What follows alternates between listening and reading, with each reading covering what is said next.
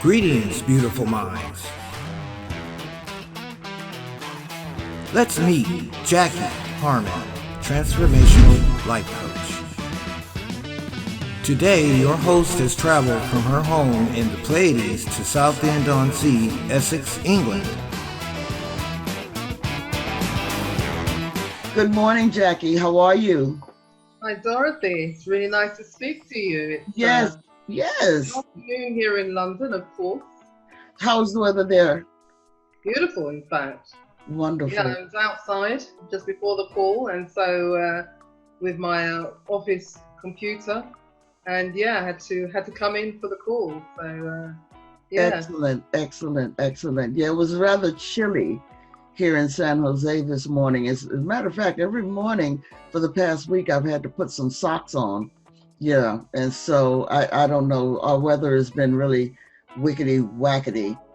Yeah, I had a friend in New York yesterday, in fact, and they say it's something like 97 degrees. It's just too hot. Yes. And I was visiting New York a couple of years ago when they had a brief heat wave while we were there. And the humidity, because we don't have humidity here as much. I don't have an ocean, right? The East Coast, the humidity is unbearable. Yeah. So, I really, really appreciate you coming on. Thank you so much. And one of my first burning question for you was, what brought you to this place, and why did you choose therapy life coaching? Oh my gosh. I have to say, without giving you my entire life story, that it chose me, really. I think I promise you I'm not going back to the year dot, but I think that parents have a kind of vague feeling of what they want to see their kids doing. And my mom, who's always spoke for both of my parents somehow, thought I was going to be a nurse, something like this. And I would say today I'm not a nurse. I can't, I can look at blood, but I don't want to be in the nitty-gritty. But I described myself as a healer. And the way that I got there, that wasn't a straightforward route either. I've always been a person who, if I needed to learn something more, the research I would do would be go and find the experts, to get in amongst it, get involved. And usually I end up volunteering somewhere. So I was volunteering, working with families of alcoholics, and I was just a friend kind of thing. And I was interested enough to start taking training, proper training, counselor training. So I've been doing it a long time. Wow. You want to tell us a little bit about your family and the support system that you have? Sure. I am the eldest of 6 children. So it's a West Indian family, it's a Jamaican family. Very strong work ethic, very strong women, I would say. And I was brought up to believe that, one of my main roles in life would be to look after the family. And we looked after each other, really. So nothing strange about me when I did get married and have a first child. My childminder was my mum, because she'd always been a childminder. She's a registered childminder. I minded the children when she was doing other things, as well as childminding. So, and she was like, I've got 6 children. What's another one? Another 2? What's another? What's any more? So that support has always been there. She's one of the people I heard say that you need a village to raise a child, and it's always been there. So, as I say, I had 2 children. I now have 5 grandchildren. My mother and father's still with us. I don't know how many great-grandchildren they have. A lot. Yeah. A lot. My brothers, I've got 4 brothers and a sister. We're all close. Almost all of us got children. Um, we like our family get-togethers. We're quite close. We are still quite close. So there's always support. We're very, very fortunate. We're not. We're one of those families that just always stays close together, and yeah, we're very, very close. So you said you used the term child minder. Here in the States, I think we call it babysitter. Yeah. So where does that term? Because I love words, and so I don't know what the word would be in the States. The babysitter in the UK is somebody like a teenager who wants a couple of hours in the evening, yeah, with pocket money. This is not a childminder. A childminder is registered, with the local council. I see. Has been vetted and can have so many children, and there are so many rules and blah blah blah blah blah. Excellent. So that would be daycare here. Would it? Yes, they call that daycare. And there's one for children as well as adults. I just wonder because I've never heard that term used when it comes to taking care of the kids. That's interesting. That's interesting. Well, it's the after school, something to do with the kids after school before the parents get back home. Somebody gives them something to eat and waits for the parents to come pick them up back. Yeah, we do use the term after school. So that's something I'm going to take note of. That's very interesting. So now you're an empath. Can you describe that from your perspective for our viewers? Well, it simply means that I'm sensitive. I'm an extra sensitive person. And again, this is something that I've had since, being very, very young, before I even knew the term for it. Mm-hmm. And it's a sense, I don't think it's a sense that other people don't have. I think that people have it, but I do feel it's kind of acute with me. A sense of knowing, Mm-hmm. people talk about, having a radar for certain bad behaviors, shall we say. And I have that really acutely. That just gives you an idea.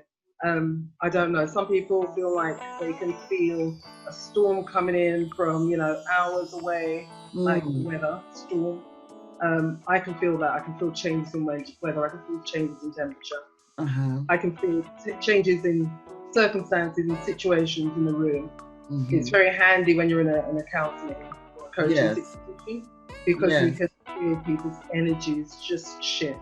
Yes. When something has landed home, when something has landed not quite right, when something is, you've got to push a little bit more to get a bit more information, or to back away because that's too much. Yes.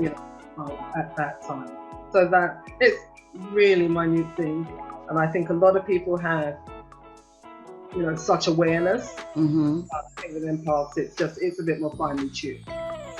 Very good. Yes, I for years, I began to notice it with situations with other people, that I can tell when things are about to get ugly and that I need to vacate the space. Yeah. And then as I started having children, my late 20s, I could feel when earthquakes were going to take place. And I would feel it in my stomach. And I knew that we were going to get in the news about some big earthquake, someplace, and it still works. And then in my 40s, I began knowing when lightning storms, electrical storms, were moving into the vicinity. And we would turn on the news, and sure enough, there would be one approaching. And so that was a tingling. That one was the most uncomfortable. And one of the reasons I'm happy that I'm here on the West Coast, where we don't have that a lot, because when I lived in Atlanta, they have pop-up storms, and I was almost always uncomfortable. Yeah. So, what is it like though to to toggle between work, study, family? Yeah, I mean, I can only talk for me and my experience, but Yes. the business that I'm starting now assumes that everybody has, to some degree, had to figure out how to, make all those different parts of their lives work. No one person is just work or just mother or just this, just that. So I'm assuming, we all have that skill, and it's a skill, it's a gift at this moment in time. And then you kind of add and build on that and cope with it, or you don't cope with it, or you need extra help, or you don't need extra help if you're managing. And so for me, it's entirely normal, as I say, a family background, a very strong work ethic. And I don't know what it is not to work. I'm very fortunate. Whenever I've wanted work, that work has been there. And I've had what I consider, I've described myself as having multi-career, basically, because I went out to work at 19, and I had a break for having the 2 children, and then no break until this year, really. Yeah. And now I'm working from home. But my spare time has been training. My evenings have been training. My parents or relatives or friends, or husband would mind, child mind. So I could get my training in, so I could get my volunteering in.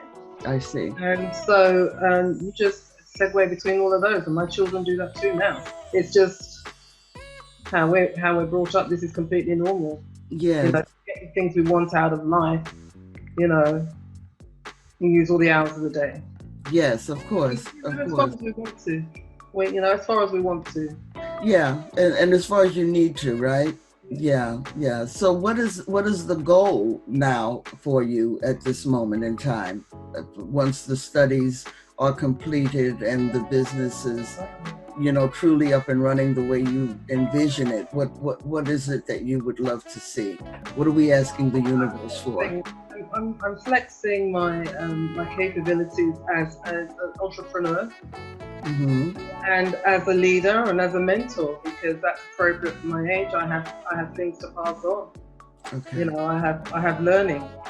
Yes. And I haven't been an entrepreneur. I haven't been just seeing how I go out in the world, how I appear in the world. Right. What I do just for my own self. So that's the new challenge for me now. It's going to be quite interesting, really, because I also feel like I should slow down. I've had a life of filling, doing everything that I needed to do to get to where I am, and then looking for the next thing. And I just feel like, at this point in my life, it would be nice to travel some more, but we've just got to see as a planet. Yeah. We need to see what we can do with that, because my ideas and the planet's ideas are really 2 different things, especially right now. Yeah. So we'll see what happens with that. But yeah, not work so hard, but do the things that I want to do. The pet projects that I want to do. With the people that I want to be talking to, and and sharing what I've learned. So, we talk about our current situation, which is a global phenomena, right? How has that affected your abilities to reach out to people? How has it affected the family gatherings? I know for myself, it has been, in some cases, devastating. How has that been for you? It hasn't been too bad for me and mine. It hasn't been too bad at all. I was already in a situation with my 9-to-5 work where I could work from home 1 day a week. So for them to say to me, stay home until further notice, I'm absolutely, delighted with that. I don't even want to go outside. Right. Talking to my clients about the situation as well, and we're like, no, we have to go outside. Yeah. This is life now. It's not going to get, better. It's not going to go back to what it was before. Right. So really period of adjustment together, aren't we? So that's really unusual and also comforting.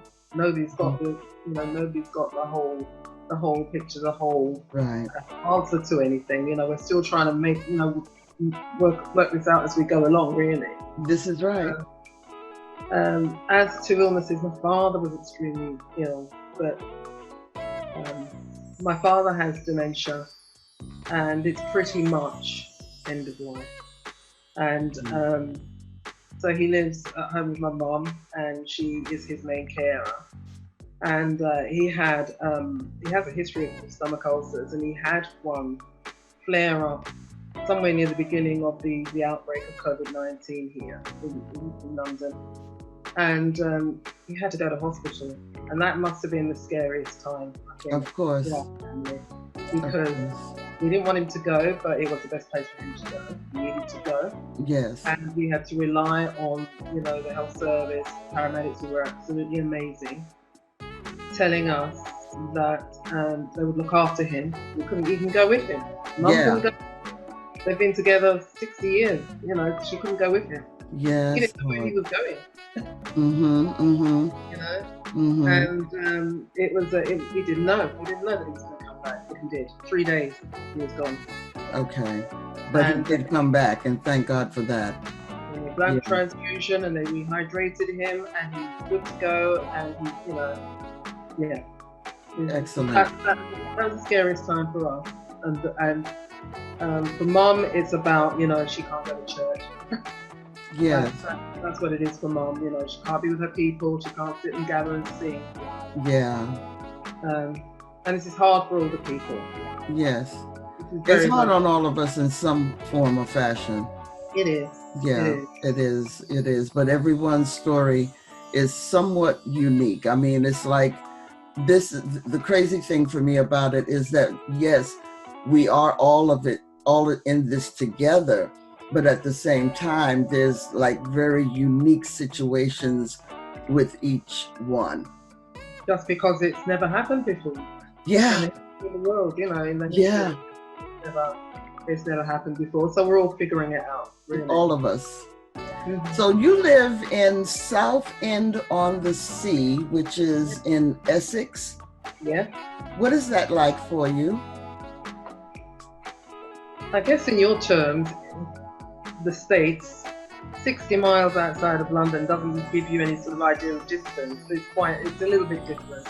It's far enough away for me to feel like I'm on holiday here in the countryside, by the sea at the weekend, in the evening, things like that.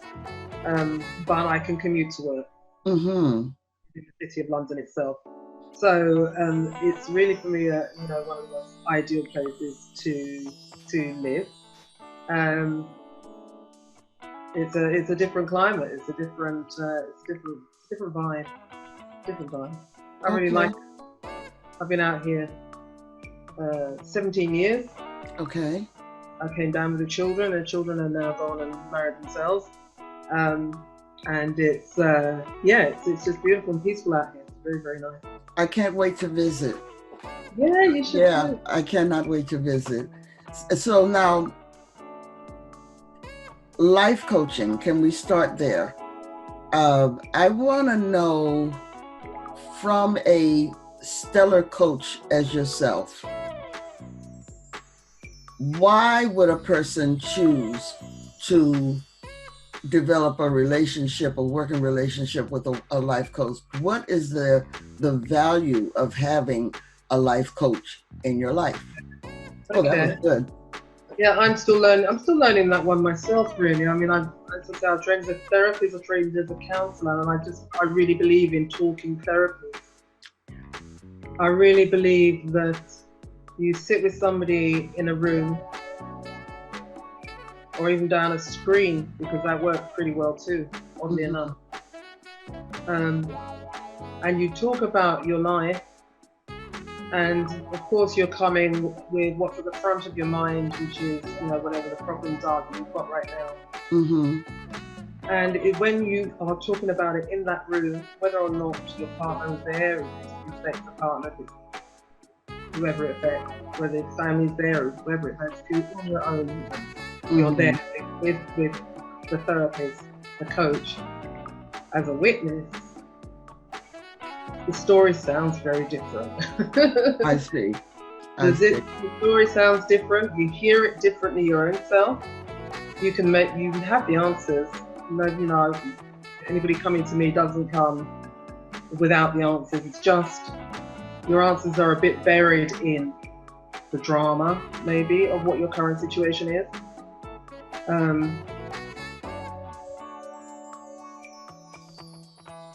Yeah, let's leave it at the drama. Okay. That might be where it's covered up. But it needs teasing out. It needs a bit of exploration. It needs a little bit of looking at it from a different angle. And I can't even do that for my own self. You know, if I've got problems, I'm stuck with something, I do have to see somebody else. Okay. They can always add some other point of view, even Right. if they're feeding back the same words. Hearing it lands differently. It's really hard to decide. Psychotherapy and counselling is a kind of a long-term thing, and I think when you know you've got a long time, you can unpack really slowly and deeply and get everything out. But I'm finding coaching, by definition, it's a little bit shorter, and you tend to work quicker. And you get to the deep more fast. It's really strange. It's really interesting, actually. So when someone comes to you for life coaching, are you taking them back from childhood up, or are you starting in the today and what their goals are? Is it goal specific? You know, how does that? Can you explain that to me? Coaching by definition is goal specific, right? Because the term to coach comes from, you know, you're working in a team with, you know, to play, I don't know, baseball or something like that. Right. And problem with how you play or what you play or your confidence or something like this. And look, it's the coach that will take you to one side and talk these things over with. So that's where it comes from, really, to coach. So it can be goal specific, and people usually come in with something quite goal specific. But then other things can come in that are sort of that then make you realize you need to look at how you have been up to now, and why it isn't, you know, what you have tried not worked. Okay. To that degree, you start to look a little bit back, right, at what you've done, what you've been doing, and why that hasn't worked, and maybe start looking at some other things that you could have been doing or you could still be doing that will make the change. And so in that respect, coaching is usually more results oriented. I see. Okay. Yeah. So with that, generally no need to go all the way back to, you know, back to the cradle, but where I started with my counselling and talking to families and talking to addicts as well, actually. You do need to look at the family dynamic. That's almost, you know, just inescapable. You've got to look at mum and dad and their mum and dad and their brothers and sisters and where they are now and they married, because the patterns repeat. That's the reason. Wow. It's interesting. It's very wow. With addictions, addicts will be taught that relapse is normal, that it is part of the recovery process. Yes. So, and when that happens, you hit that rock, you will hit it. That's when you go get help. You don't try and do it all on your own. You pick yourself up, you dust yourself down, you forgive yourself, you go get the help that you need, and you start again. And that's success. Okay. That is success. Wow. And with addicts, quite often, the school of thought is that once you're an addict, you're just always an addict. So, quite often, not for everybody, clearly. Yes. But a success is not picking up another drink or not doing whatever it was they were doing. Yes. And that's a daily, you measure that every day, not every week or every so often. everyday success. Okay. Okay. One day at a time. It is one day at a time. Mhm. So much. So, what do you do when it's time to unwind? What do you? How do you really, really, really take your me time and self care? What do you enjoy doing? When I'm you very, have, very serious. I'm very serious about that. you are very serious about that. I'm serious about my me time. I love music. I love music. I'm a house music head. Okay. I'm still doing festivals. I'm still doing, friends club night. I say still. Yeah, That's kind of changed a little bit in 2020. I see. Um, but yeah, those are the things that I most love to do. It's so different from my everyday life, from my everyday work. I love to dance. I'm a dancer. Okay. Okay. Okay. And so, why you feel that's important? Work is important, but play is important equally in my mind. Hmm. For your mental health, for your enjoyment of life, for enjoying the whole of your life. Yeah. Yeah. You know. Wow. And then of course I So come I'm. from a big family, so I spend time with my family. Mhm. Frank is fantastic. I have to work out what to do with my time. Okay. Okay. Okay. So, Always. so I gotta ask you. At the end of this interview, music is definitely my love too, and Okay. dancing is definitely my love. And I want to ask if you would join me in a brief chair dance as we say Oh, goodbye. I won't be able to use our favorite soundtracks because we don't want a copyright strike, but yeah, I think we can just imagine a beat and just go for it. That cool? okay. So in these difficult times though, seriously, and we both agree, and most people will agree that these can be extremely difficult times for empaths like us.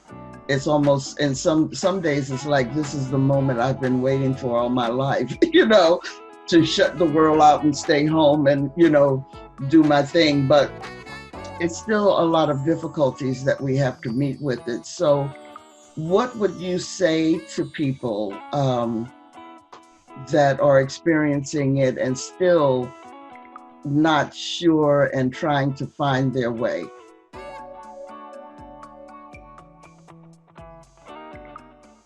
I think mature empaths will have their own things that they already do that soothes them, to get through their days. Mm-hmm. They know what their trigger points are. They know what they have to go to soothe, and I guess you've just got to rely on that even more. Oh. And for anybody else watching, I think developing a spiritual side to your life is now's the time to do it. Yes, yes. You've got to rely on something outside of yourself to help you hold on to sanity. Yes. Because the energies that we're feeling are real. They're very, very real. So it's not just the news, Mm. It's the energies. It's itself, but the earth is emitting. Yes. So listen to music. Sing, write, dance. It's not about your level of skill. It's about getting those things out and through the body, and feeling your creativity. Mm. Being outside, if you can be outside in nature, Mm-hmm. not isolating is a really, almost, goes without saying, but I will say it because, I have had those conversations with clients, you can't just stay home, it's just this. Yeah, yeah. It's easy to stay home, but it's not the thing to do, especially right now. Find a way to be out, people you trust, people who are easy to be around, not people who are draining your energy. Mm-hmm. People that you trust, and between those things, you get through one day at a time. Wow. Yeah, I noticed for me that there's some young people that work at my local grocery store, and it really helps me when I go to grab something and I see them. You know, they all know that I look at them as my kids.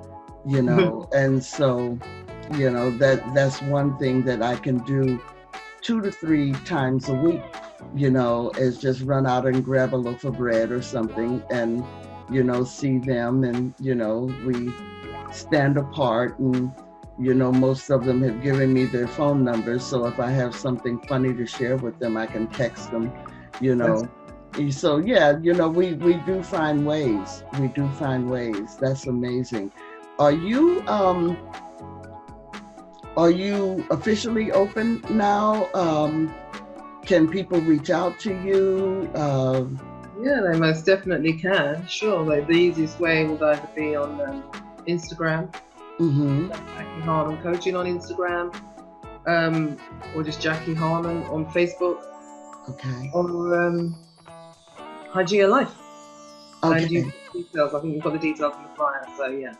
Okay. Well, I will definitely put all of that information down below in the link, and encourage people to reach out and, let you help them to get that healing.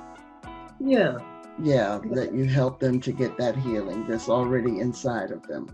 So yeah. I really do, again, appreciate your time. Is there anything else that you'd like to share before we break into our bust a move? No, let's go for the bust a move. I'm ready. You ready? So